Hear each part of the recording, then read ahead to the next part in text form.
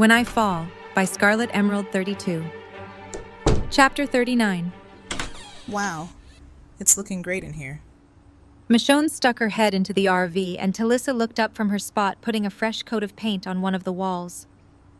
Thanks. Ripping up that nasty carpet and putting down the laminate definitely helped with the smell, and there's nothing like a fresh coat of paint to make something look new. This was a really good idea. Updating the RV so we can use it for more long-term travel. And with Eugene converting the engine to an electric hybrid and installing the solar panels on the top, I didn't even think about that as an alternative. Yeah, it's amazing the things you can do to a vehicle when inspections and codes aren't a thing anymore, isn't it? She finished trimming the door frame and turned back to look at Michonne. And you're absolutely sure about this? Letting me and Eugene take the RV, that is? Of course, I'm sure. You two deserve this. I just hope you don't stay away too long. We already discussed it. Nabila is due the end of March, and there's no way we're missing that. So, 2 months tops. We just have to see how things go. Do you know where you're heading yet? Michigan for sure. I want to show Eugene where I'm from, and we talked about stopping in Tennessee on the way. There's a train museum there that means a lot to both of us. I tried to talk him into heading down to Dallas too, but he made a pretty compelling argument against it. Oh, yeah? Yeah. Basically, he said there's not a whole lot down there that he's really attached to and would want to see again. I've already been down that way because JP's family was from Dallas, and he reminded me that the whole point of us going north in the dead of winter is because most people will be heading south. And also the walkers are less active in the cold, so we'll be safer. Going to Texas negates all of those things. Yeah, that is a compelling argument, all right. So when are you planning to head out? End of the week. I just got to put the finishing touches on the interior, and Eugene has to finish mapping out our route. Then we'll be on our way. We're going to keep the long-range walkie on us, and keep it in the charging port whenever we're in here, so you should be able to contact us whenever you need to. And you're sure about the other part of it? With the walkie, I mean? Yep. Just because I have it with me doesn't mean I'm required to answer. True, but you know he's going to abuse the privilege, right? Yeah, I expect he will, but you never know. Maybe he'll surprise us. That reminds me, actually, what time is it? About 2:45. I better get finished up here then. I got a session at 3, and I'm going to go over it with him then.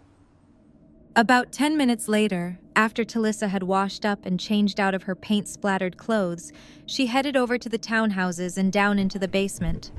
She heard the sound of the television as she walked down the stairs and found Negan lying on his bunking watching an old black-and-white TV show. They'd given him a TV a month prior as a reward for good behavior and had been careful selecting the entertainment he'd been provided. What you watching? She took up her customary chair in the corner. Outer Limits. I was always more of a Twilight Zone man myself, but beggars can be choosers. Which episode? The one with the fog. That's a good one. He picked up the remote and paused the show as he sat up to face her. So what's on the docket for today, Sassy Pants? We gonna talk about my childhood, how my dad smacked me around and my mom never told me she loved me? Is that what you want to talk about? Negan gave her a half-amused, half-exasperated look and then shook his head. Nah, not really. He leaned back against the wall and looked up at the window. Isn't even true. My parents were great people. I turned out to be an asshole all on my own. He continued to look up at the dull gray patch of sky, just visible through the bars on the basement window. It's been acting like it wants to snow for over a week now, but it hasn't gotten there yet. We had a few flurries yesterday, but Michonne thinks we've got a few more weeks before it really comes down. You know, I don't even know what month it is. Has Christmas happened yet? Yeah, it's January 8th. Welcome to 2014. 2014. I've been in this damn box for almost a full year, and I've only got the rest of my life to go. We'll see about that. Negan gave her a curious look. You saying you're gonna recommend me for parole, Sassy Pants? Not as of now. But the rest of your life is a hell of a long time. Plenty of time for things to change. Guess I can't argue with that. Look, the main reason I came down here today is because I need to let you know that things are going to be looking a little different for a while. Oh yeah? How's that? I'm going to be gone for a few months. I'm taking a trip. A trip, huh? Didn't think people made trips anymore. What the hell is there left out there that you want to see? Places I used to go. My memories. My home. Stuff you want to show your new husband? Negan shot her a knowing look that made her freeze in surprise. Come on, sassy pants. You've been wearing that ring for our past 5 talks. I don't have much in the way of human interactions, as you well know, so I tend to pick up on the little things. He lay back on his bed again and propped his head on his arm. So tell me about the new Mr. Sassy Pants. He a nice guy? Since when do we talk about my personal life?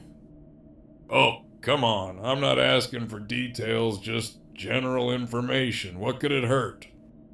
Talisa sighed and shot him a look, but in the end, she decided he was probably right, though she had no intention of letting him know any detail that would give him an indication of who her husband actually was. Yes, he's nice. He was a completely unexpected bright spot in my life after all the shit that went down in the last year. Good. You deserve that. He gave her another curious glance. Does Eugene know? Of course he does. He lives here. Damn. That's gotta suck for him. I'm not blaming you, sassy pants, I get it. But having to watch you move on, poor guy's probably in hell right now. He's not actually. Believe it or not, Eugene and I are in a good place. We've both managed to make lives for ourselves that we're happy with, and we've gotten back into a good rhythm, despite all the damage you did. You really still trying to blame that on me, Doc? Negan sat up again and looked at her. Look, I'll own up to a lot of the shit that's happened over the last year. Abraham and Glenn, that was on me. No bones about it. Sasha, that one sucked. And while I stand by the fact that it's not what I wanted, I get my part in that one too. The whole war, yeah. That was me as much as it was Rick. But Eugene, no. Eugene was all him. I offered him creature comforts, and he folded like a cheap suit. I didn't even have to threaten him.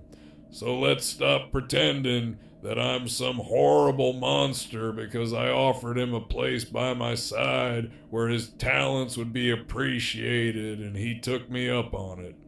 And while we're at it, let's acknowledge the fact that if your people had treated him a little better and appreciated what he had to offer a little more, his loyalty may not have been quite so damn easy to buy.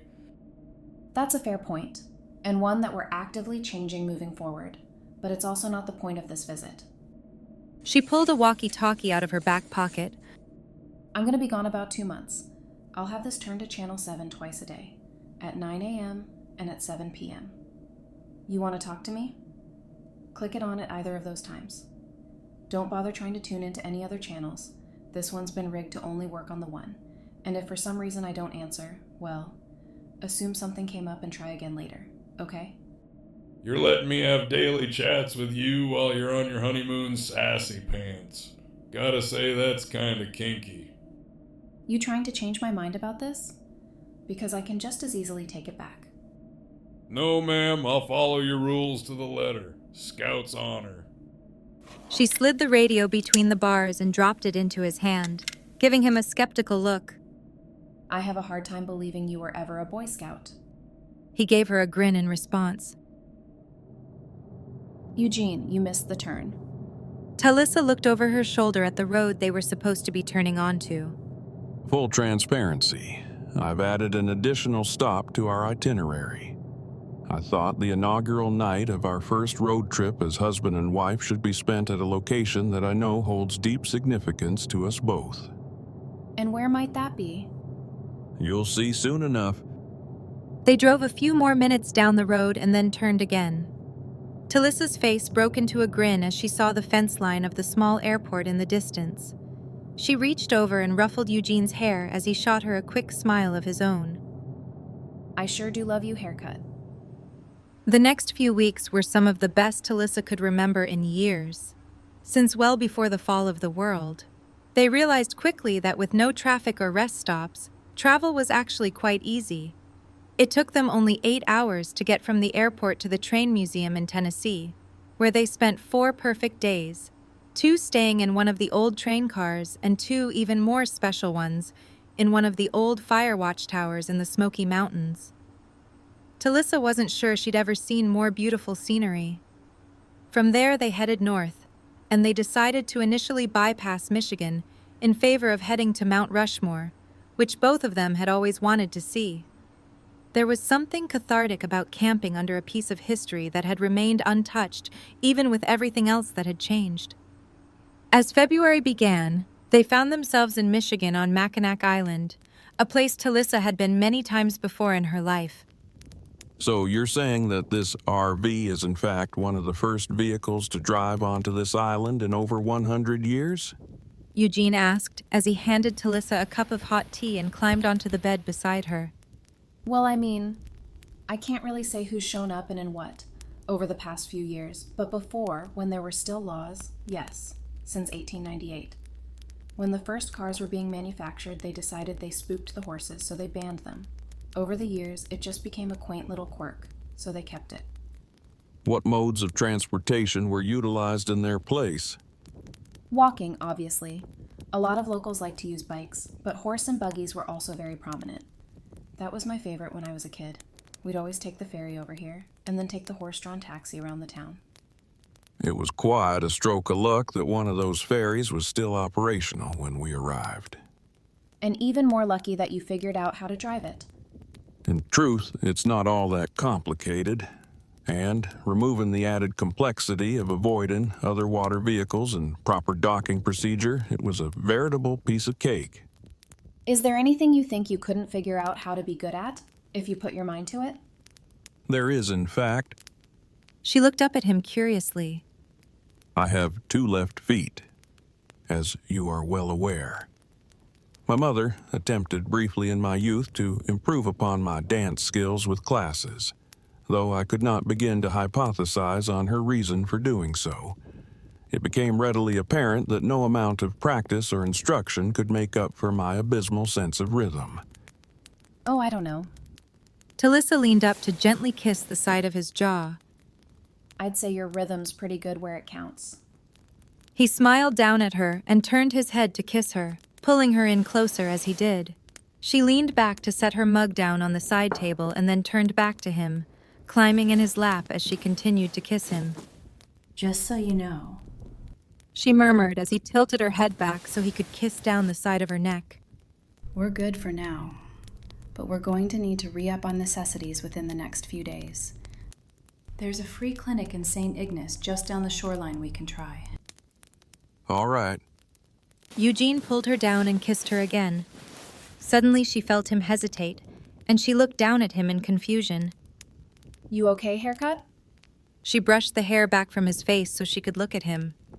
I'm fine, but I was just considering, how would you hypothetically feel about the idea of us not re-upping on those specific supplies?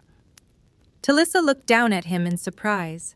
She sat back slightly so she could see him more clearly, and he propped himself up on his elbows to look at her. Are you saying what I think you're saying? I believe so. Is it not something you've considered up until this point? I mean, of course I've considered it. I had considered it even before everything went down with Negan. A shy smile played on Eugene's lips. You did? Yeah, just once. Back when we were talking about building a house together down by the creek, remember? Of course I do. Well, yeah, I pictured it then. What did you picture? Now it was Talisa's turn to smile shyly as she felt herself blush. A little boy who looked like you running around and getting underfoot.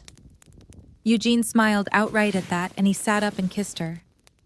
I absolutely love the idea of that hypothetical scenario. Yeah, me too. But this is pretty much the opposite of hypothetical. You just asked me to have your baby. Like, now. Well, not exactly now. I posed the idea of us potentially foregoing measures that would prevent conception with the intention that it would eventually occur. Even if we were successful on our first attempt, you would still have 9 whole months to accept the idea. Which is not to say that I'm intending to pressure you at all in this arena. If this is a step you aren't ready for, I'm more than happy to follow your lead.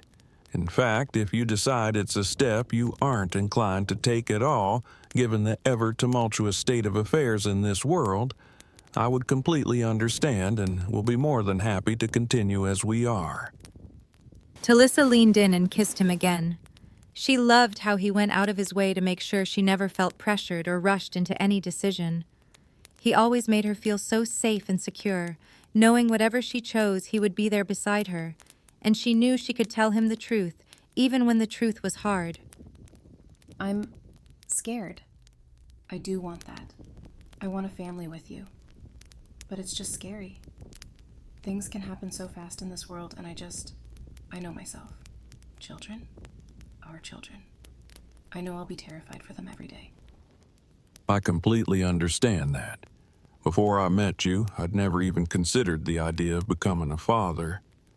Children as a whole seemed loud, messy, and unpredictable. 3 things that offer no appeal for me in the abstract. But the idea of children with you, with creating our own family, I know I would love them just as fiercely as I love you, perhaps even more. And yes, their intrinsic innocence and fragility would be entirely terrifying, I agree. There? Talisa raised an amused eyebrow at him. First we're talking about one, now we're talking about multiple. We're talking about whatever you are comfortable with. This ball is wholly and entirely in your court. Talisa took a deep breath and closed her eyes.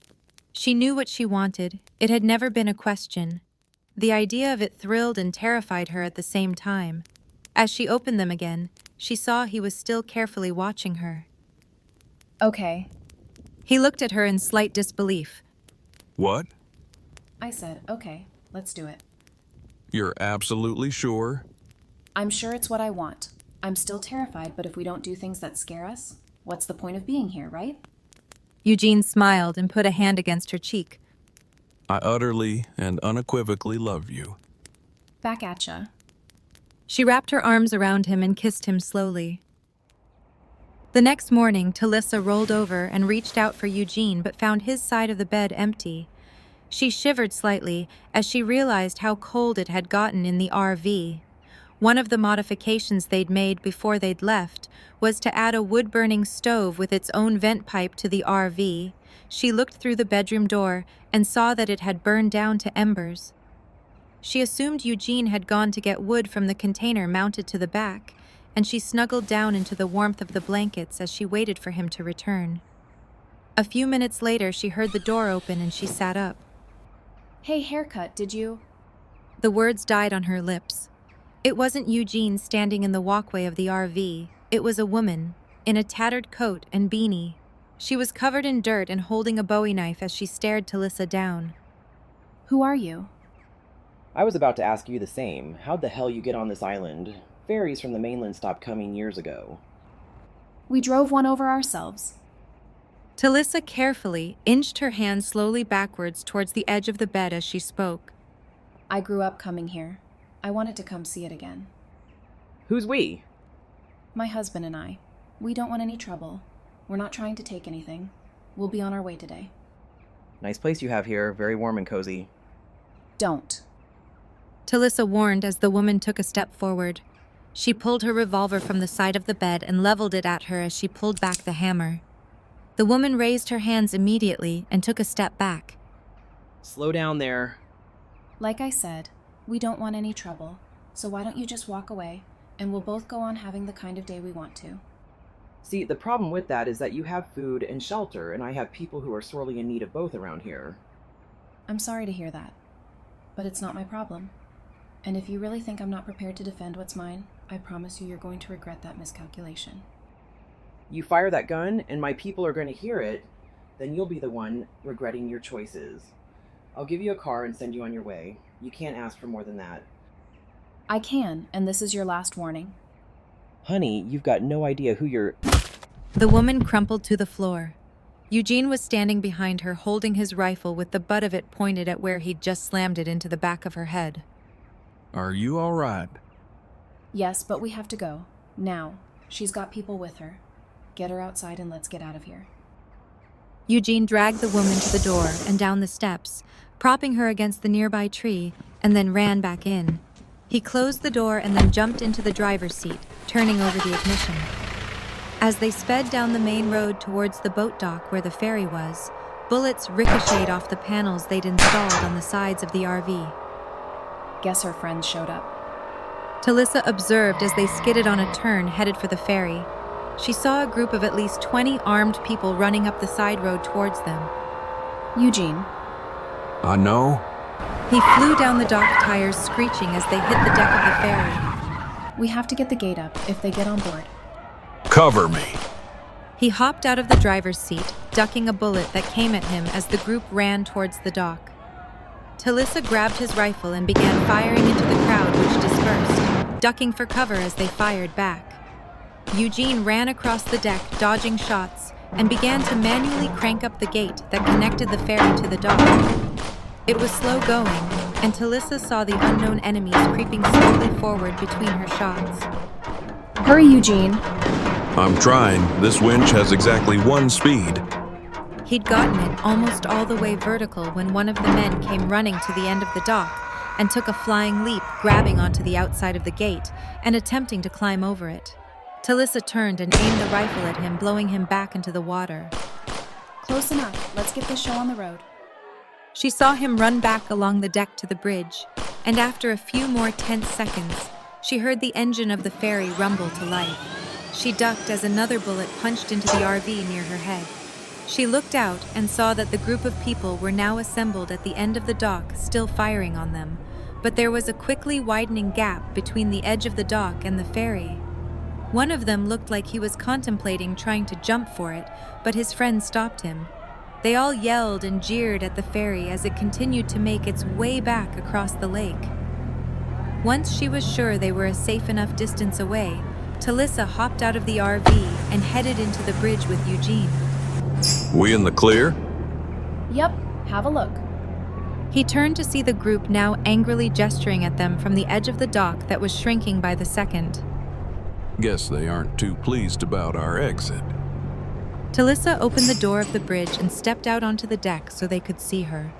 She raised both her hands in the air and gave them 2 middle fingers, making Eugene burst into laughter behind her.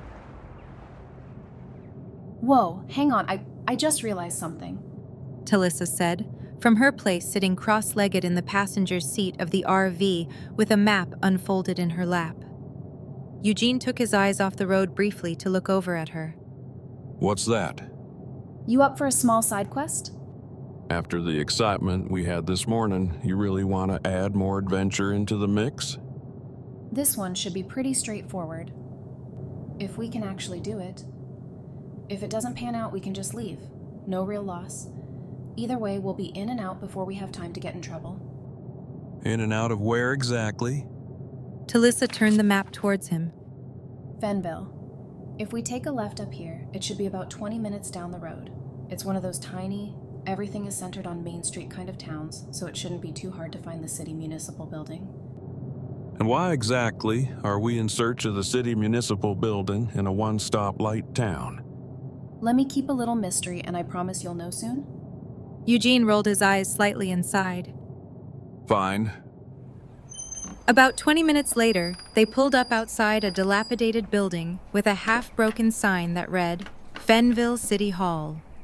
Eugene pulled the RV in along the side of the building, where it was more hidden from any potential prying eyes, and they both hopped out, keeping their weapons at the ready.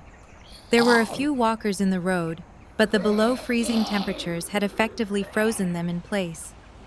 They carefully made their way around to the front of the building, keeping a close eye out for any movement from the living and through the broken front glass doors. That's our first piece of good luck. Talisa nodded towards a large map of the town on the wall that was faded but still readable. If I actually manage to find what I'm here for, we're going to need that. What are we looking for? Eugene kept his weapon high, scanning the area as they walked. Records room. I know by the time things went down, most places switched to a digital system, but they always keep physical copies in the archives too. They walked around the front desk and into the offices behind, checking carefully through each room. Over here. Eugene called from the other side of one of the large rooms as Talisa searched through the desks. She walked over to him and saw a sign labeled Archives and a staircase headed down. You bring your flashlight? Copy that? He pulled it out of his belt, clicking it on. It turned out the flashlight was unneeded, as the basement archives had windows set at ground level that shot shafts of cold, wintry light across the room. All right, now that we're here, what might our quarry be? Real estate, mortgage records. I'll start on the left, you start on the right. They separated and walked down the stacks of filing cabinets. It only took a few minutes until Talisa found what she was looking for. I got it, Eugene. She quickly looked down the cabinets, which were labeled in alphabetical order, to find the one she needed, and wrenched it open. What's the verdict on the successfulness of this mysterious side quest to this point? Entirely successful. Holy shit. I can't believe it was this easy. I'm actually going to pull this off. Now all we have to do is go up there and find. She flipped through the folder quickly. 42 East Apple Lane. No map required for that one. I distinctly remember passing a street with that signage on our way into town. I noted it because I thought it seemed so quaint, one had to wonder if the person naming it was entirely serious. So are you ready to tell me the significance of the address we're risking our health and safety to drop by? You remember when they took all those pictures of us at the wedding reception? Of course. Well, Maggie told me pictures are important, and she wished she had even one of Glenn, but she didn't. I remembered something when I saw Fenville on the map. Both being from Michigan originally was one of the first things Glenn and I bonded over. Eugene looked at her in surprise, as understanding dawned on his face.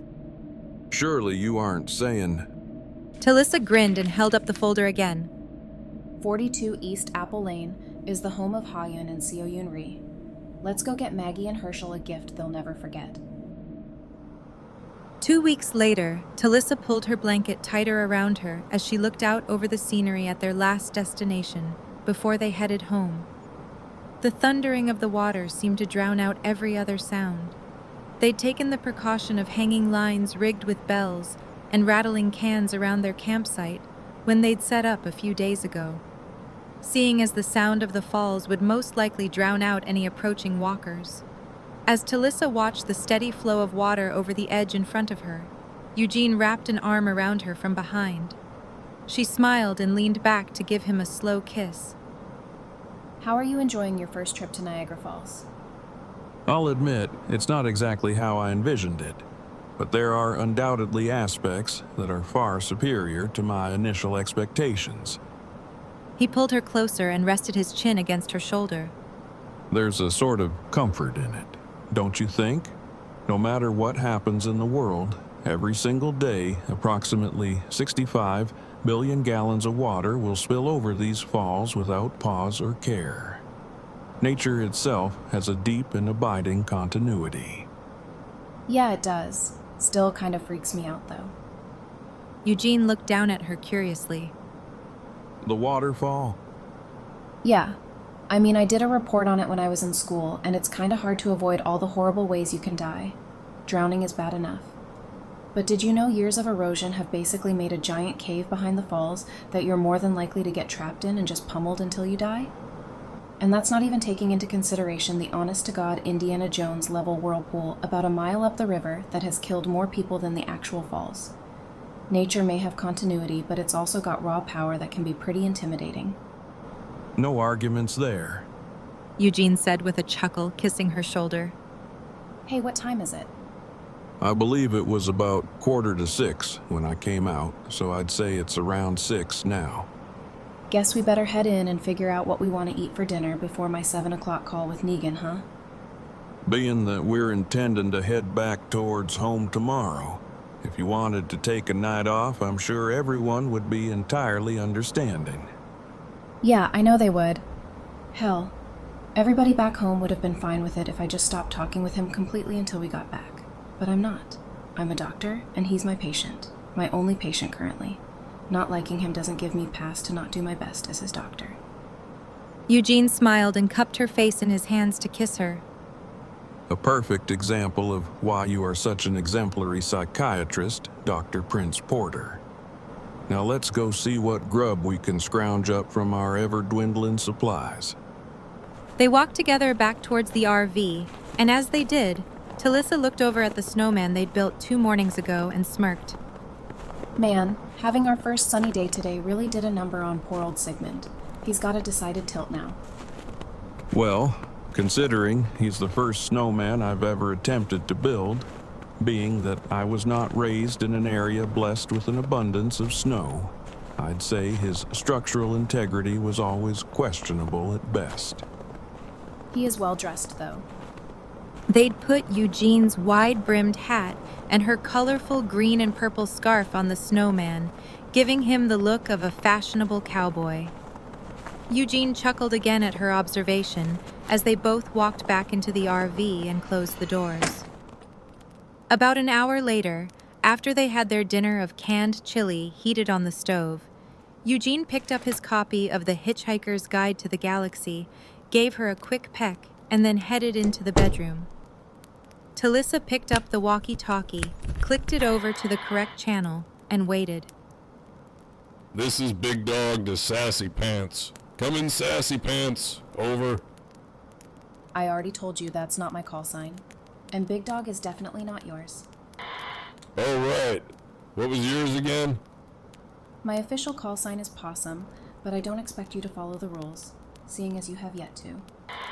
Possum. Why the hell would you pick Possum? Because I like possums. They're my favorite animal. Possums are your favorite animal? Those creepy as shit little ratty buggers that always end up in the middle of the road at midnight? Yep. Possums get a bad rap because of how they look. Even though I actually think they're pretty cute. They're really cool animals.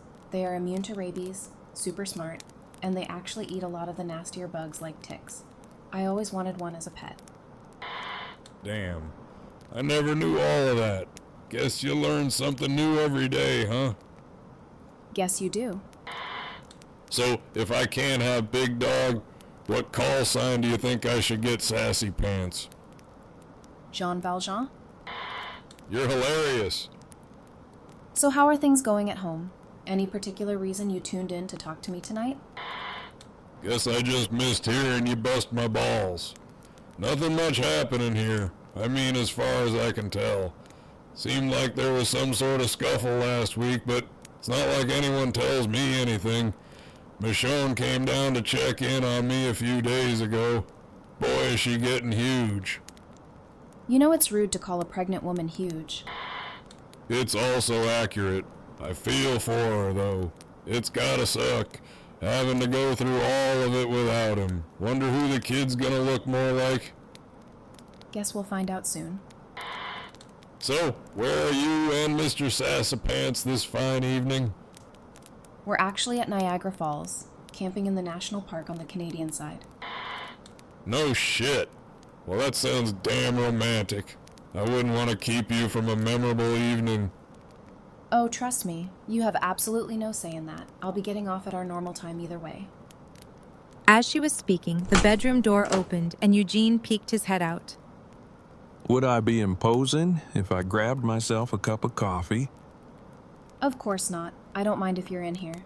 He rarely says anything of substance anyway. You still there, Sassy Pants? Yeah, I'm here, sorry. You talking with the hubby? Yep, he came in to make a cup of coffee. You alright with that?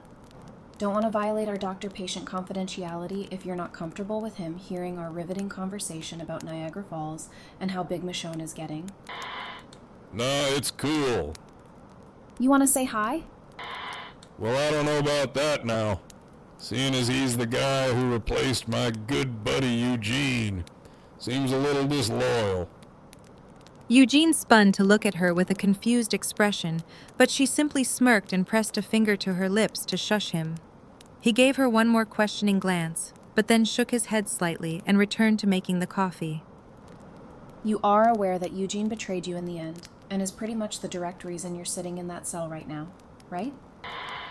You make an excellent point. Okay then. Hello, dude who's currently banging Sassy Pants, and will be for the foreseeable future. Thanks for doing your part to make Eugene that much more miserable. Eugene smirked and shook his head at that, as he turned back from the counter with his mug of coffee and took a sip, before heading back into the bedroom. He says, hey. Talisa told Negan, shooting Eugene a wink as he closed the door again. Now, do you have anything new you think we need to talk about? Because if not, I'm going to sign off for the night. We're planning to get back in 2 days, but we're making a stop at the Kingdom and then Hilltop, so I might be radio silent until we get home. You going to be okay with that? Oh, I think I'll survive. See you soon, Sassy Pants. Over and out. Talisa heard the radio click off on Negan's end, and she turned hers off as well. She sat it down on the table next to her, and then walked to the bedroom door and opened it. Done already? Yep. Talisa crawled into the bed and snuggled up close to him, resting her head against his chest. He wasn't in the mood to do anything but banter, so I cut him off early. Sorry about that whole thing, by the way. I keep forgetting I haven't talked about it with you. He put his book and coffee down and wrapped an arm around her. No apology necessary. I just wasn't aware that you were misleading him as far as the nature of our relationship is concerned. I'm not technically, at least not intentionally. He saw my ring and figured out I got married, and he just assumed immediately it was to someone else. I guess in his mind the idea of us finding our way back to each other didn't even register. Now he likes to try and throw barbs at me about how I'm making you feel. And it's kind of satisfying watching him get it so wrong. I hate the idea of him calculating the best ways to needle you both mentally and emotionally, even when his strategies are wholly erroneous. She rested her chin against his chest and looked up at him. I know, haircut, but you just gotta look at it this way. This is what people like him do. I've been dealing with them for years, and I've gotten pretty good at it. That's why I'm so careful about what I say and how I say it. I'm always keeping the upper hand, I promise. You trust me, right? Implicitly. He pulled her closer so he could kiss her. I can't believe we're actually going to be back at the Kingdom today. Talisa looked over at Eugene in the driver's seat. If our calculations are correct, it'll only be about 3 more hours. I'm so excited to see Nabila. Do you think she had the baby yet? Being that the doctor at the Kingdom put her due date somewhere between the 3rd and 4th weeks in March, I think it could be any day now. And Michonne is going to be just 2 months behind her. It's going to be Baby City by this summer. And we might well be adding to that baby quota come this time next year. We just might. She agreed with a smile, reaching over to brush a hand across his cheek. He took one hand from the steering wheel to grab hers and plant a firm kiss on the back of it before letting it go. You know, as much as I'm ready to be home and sleep in my own bed and use our glorious hot shower, I'm really glad we did this. These last 2 months have been incredible. I love Alexandria and being part of our community there. But this, being just me and you for a while, it makes our marriage feel real, you know? Like it's its own thing, separate from what happens there. I do know, and I wholly agree. Minor hiccups aside, this has been far and away the best 2 months of my life. And I know when we're home, I'll find myself missing the opportunity to have so much uninterrupted one-on-one time with my favorite person on the planet. Talisa grinned. Well, we've got a couple more uninterrupted hours left, so let's not waste them. Tell me something I don't know about you, haircut. I know we're probably running low on those facts at this point, but there's gotta be something. Tell me something you've never told anyone. Something I've never told anyone? I'll have to think about that one. He sat there quietly for a moment, and then she saw the corner of his mouth twitch. All right, I've got one. And this is something I well and truly have never uttered aloud in my lifetime, so if I do divulge it to you, I would have to insist that you never pass it on to another soul, and also do your best not to mock me too mercilessly. Oh, this is gonna be good. He shot her an unamused look. I'm just teasing, love. You know your secrets are always safe with me, and there's no world in which I'd mock you for them. At least not maliciously. She shot him a wink, and he smiled reluctantly. Very well then. From the time I was a child, probably around the age of 11 or 12, I've always harbored a secret desire, a dream, if you will. I've never had the stones to attempt to make it a reality, but it stayed with me nonetheless. Oh yeah? What is it? Eugene glanced over at her again before answering. I want to write my own science fiction novel. I have a premise and basic plot structure in my head. The only thing I would need to do is put pen to proverbial paper. Or, I guess not so proverbial in our current technologically primitive society. I'm aware an enterprise of that magnitude probably seems completely... Amazing. You mean that? I absolutely do. I think it's an amazing idea. Eugene, you have the most brilliant, unique, and captivating mind I've ever had the privilege to know. I know any world you create would be completely fantastic and one of a kind. You are writing that book, no questions asked. Eugene was quiet for a moment, and then he looked over at her again, for longer than he probably should have, but she didn't care. Have I mentioned in the past hour how utterly and completely in love with you I am? Yeah, you have. But I never get tired of hearing it. When I Fall is a work of fiction based on AMC's The Walking Dead. Any characters not created by the author are the property of said company. The story will continue in the next chapter.